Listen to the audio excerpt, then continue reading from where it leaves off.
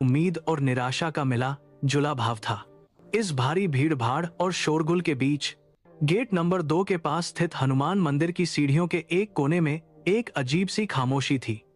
वहां एक बूढ़ा शख्स बैठा था। उसके शरीर पर एक मैला कुचैला कुर्ता था, जिसका असली रंग अब वक्त की धूल में खो चुका था।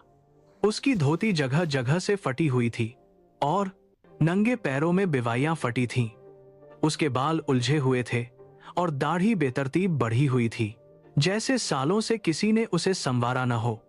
उसके सामने एक एल्यूमीनियम का पिचका हुआ कटोरा रखा था, जिसमें अक्सर सूखे फूल या एकाध रुपए का सिक्का पड़ा रहता था। वहां से गुजरने वाले सैकड़ों लोग उसे देखते, पर कोई उसे देखता नहीं था। नए वकील उसे बाबा कहकर पुकारते, तो पुराने मुंशी उसे मानसिक रूप से विक्षिप्त समझकर हिकारत भरी नजरों से देखकर आगे बढ़ जाते। पुलिस वाले भी उसे वहां से हटाते नहीं थे, क्योंकि वह न तो किसी से भीख मांगता था और न ही किसी को परेशान करता था। वह बस वहां मौजूद रहता था, कचहरी के एक पुराने टूटे हुए फर्नीचर की तरह। लेकिन अगर कोई गौर से देखता तो पाता कि उस बूढ़े की आंखों में भिक्षा की याचना नहीं थी। उसकी निगाहें हर सुबह ठीक 10 बजे आने वाली जजों की कारों और वकीलों के हुजूम को ऐसे देखती थीं, जैसे कोई जौहरी हीरे की परख कर रहा हो। वह हर चेहरे को पढ़ता था, हर फाइल को आते जाते देखता था। घड़ी में दोपहर के 12 बज चुके थे। कोर्ट रूम नंबर 4 में कार्यवाही अपने चरम पर थी। यह अदालत थी अतिरिक्त जिला एवं सत्र न्यायाधीश विक्रमजीत सिंह की। विक्रमजीत सिंह अपनी सख्त मिजाजी और भारतीय दंड संहिता पर अपनी गहरी पकड़ के लिए पूरे पूर्वांचल में मशहूर थे। कहा जाता था कि उनकी अदालत में झूठ बोलना अपने पैरों पर कुल्हाड़ी मारने जैसा है। उस दिन जिस मामले की सुनवाई चल रही थी, वह शहर का सबसे चर्चित पूर्वांचल इंफ्रास्ट्रक्चर लैंड स्कैम था। यह करोड़ों का घोटाला था, जिसमें शहर के कई रसूखदार बिल्डर और सफेदपोश नेता फंसे हुए थे। अदालत खचाखच भरी थी। एसी की हल्की गुनगुनाहट के बीच वकीलों की बहस चल रही थी। बचाव पक्ष के वकील अपनी दलीलें पेश कर रहे थे और माहौल काफी तनावपूर्ण था। जज विक्रमजीत सिंह फाइलों में सिर खपाए हुए थे। तभी अचानक उन्हें घुटन महसूस हुई और उन्होंने अपना ध्यान फाइलों से हटाकर अपने दाएं ओर स्थित खिड़की की तरफ कर लिया। कोर्ट रूम नंबर 4 की वो खिड़की सीधे हनुमान मंदिर के उस कोने पर खुलती थी, जहां वह बूढ़ा भिखारी बैठा रहता था। जज साहब ने देखा कि बाहर कुछ हलचल हो रही थी। 2 आवारा कुत्ते आपस में लड़ रहे थे और उस बूढ़े के पास रखे खाने के एक छोटे से पैकेट को झपटने की कोशिश कर रहे थे। सामान्यतः ऐसी स्थिति में कोई भी भिखारी अपनी लाठी उठाता, कुत्तों को मारता या चिल्लाकर भगा देता, अपनी रोटी बचाने के लिए संघर्ष करता। लेकिन उस बूढ़े ने ऐसा नहीं किया। जज विक्रमजीत सिंह ने देखा कि उस बूढ़े ने बड़ी शांति से अपना बचा हुआ खाना उठाया।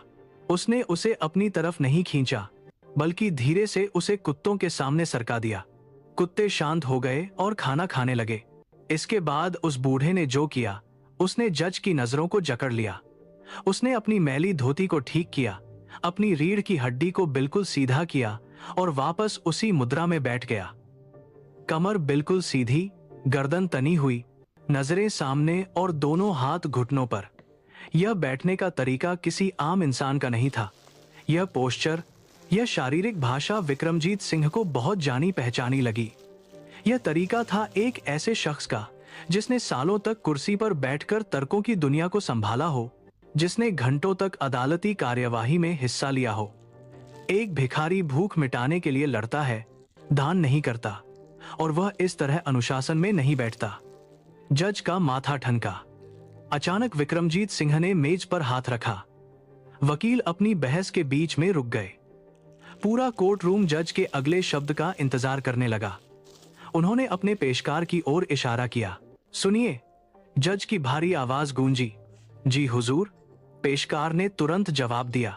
बाहर मंदिर की सीढ़ियों के पास जो बुजुर्ग बैठे हैं, उन्हें सम्मान सहित अंदर बुलाइए।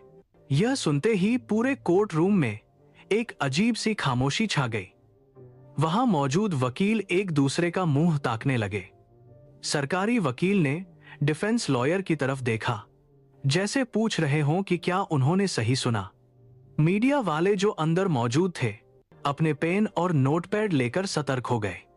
एक भिखारी, इस हाई प्रोफाइल केस की सुनवाई के बीच आखिर जज साहब उसे क्यों बुला रहे हैं? 2 कांस्टेबल बाहर गए। उन्होंने बूढ़े के पास जाकर उसे हिलाया। अरे बाबा उठो, साहब ने बुलाया है। बूढ़े ने अपनी धुंधली आंखों से कांस्टेबल को देखा। उसने कोई सवाल नहीं किया। उसने यह नहीं पूछा कि क्यों या किस लिए। उसने बस अपनी लाठी उठाई और कांपते पैरों से खड़ा हुआ। उसके चलने में एक अजीब सा लय था, धीमा लेकिन सधा हुआ। 4 कदम चलने में उसे काफी वक्त लगा, लेकिन उसका सिर नहीं झुका। जब वह कोर्ट रूम में दाखिल हुआ तो वहां की फिनाइल की गंध और पुराने कागजों की महक ने उसका स्वागत किया। फटे कपड़े, नंगे पैर और धूल से सना चेहरा। लेकिन जैसे ही उसने कटघरे और जज की ऊंची कुर्सी को देखा, उसकी आंखों की चमक बदल गई। उसने दरवाजे पर ही रुककर लगभग आदत के अनुसार जज की कुर्सी को नमन किया, बिल्कुल वैसे ही जैसे एक अनुभवी वकील अदालत में घुसते वक्त करता है। जस्टिस विक्रमजीत सिंह उसे गौर से देख रहे थे। उसकी चाल ढाल में एक गरिमा थी जो उसकी गरीबी में भी छिपी नहीं थी। आप रोज यहां बैठते हैं? जज ने पूछा। बूढ़े ने सिर उठाया। उसकी आवाज फटी हुई थी, जैसे सालों से उसने किसी से लंबी बात न की हो। जी, माय लॉर्ड, माय लॉर्ड। यह शब्द उसने इतनी सहजता और अधिकार के साथ बोला जैसे वह कल ही किसी केस की बहस करके निकला हो। एक आम भिखारी साहब, मालिक या जज साहब कहता है। माय लॉर्ड का उच्चारण और लहजा बता रहा था कि यह शब्द उसकी जुबान पर रटा हुआ है। जस्टिस विक्रमजीत अपनी कुर्सी से खड़े हो गए। यह प्रोटोकॉल के खिलाफ था, लेकिन वह खुद को रोक नहीं पाए। एक अजीब सी कशिश उन्हें उस बूढ़े की ओर खींच रही थी। आपका नाम क्या है? जज ने पूछा। बूढ़े ने एक पल के लिए आंखें बंद की। उसके चेहरे पर पीड़ा की एक लहर दौड़ गई। फिर उसने अपनी पुरानी फटी हुई जैकेट की अंदरूनी जेब में हाथ डाला। उसका हाथ कांप रहा था। उसने एक प्लास्टिक की थैली निकाली जो कई जगह से फटी हुई थी और मैली हो चुकी थी। उसमें से उसने एक घिसा हुआ पहचान पत्र और एक पुराना पीला पड़ चुका कागज निकाला। उसने वो कागज पेशकार को नहीं, सीधे जज की तरफ बढ़ाया। पेशकार ने लेकर जज को दिया।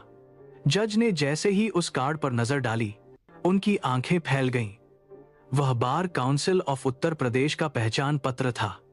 जारी करने की तारीख वर्ष 1982 थी। नाम लिखा था एडवोकेट हरिशंकर उपाध्याय और साथ में थी एक पुरानी अखबार की कटिंग जिस पर हेडलाइन थी कि प्रसिद्ध अधिवक्ता हरिशंकर उपाध्याय ने गरीब किसान को दिलाया ऐतिहासिक न्याय। जस्टिस विक्रमजीत सिंह सन्न रह गए। उन्होंने उस कार्ड को देखा, फिर उस बूढ़े को। Senior advocate Harishankar Upadhyay, civil bar association के पूर्व सचिव। विक्रमजीत की आवाज में अविश्वास था। वह नाम उन्होंने अपने वकालत के शुरुआती दिनों में बहुत सुना था। वह एक लीजेंड थे। हरिशंकर जी ने अपनी नजरें झुका लीं। वह अब मर चुका है, माय लॉर्ड।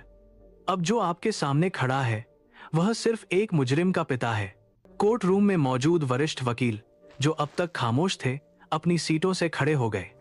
उनमें से एक बुजुर्ग वकील, पंडित रामेश्वर दयाल, आगे आए और अपना चश्मा ठीक करते हुए बोले, हरि भाई, क्या यह तुम हो? हमें तो लगा था कि तुम। हरिशंकर जी की आंखों से आंसू बह निकले।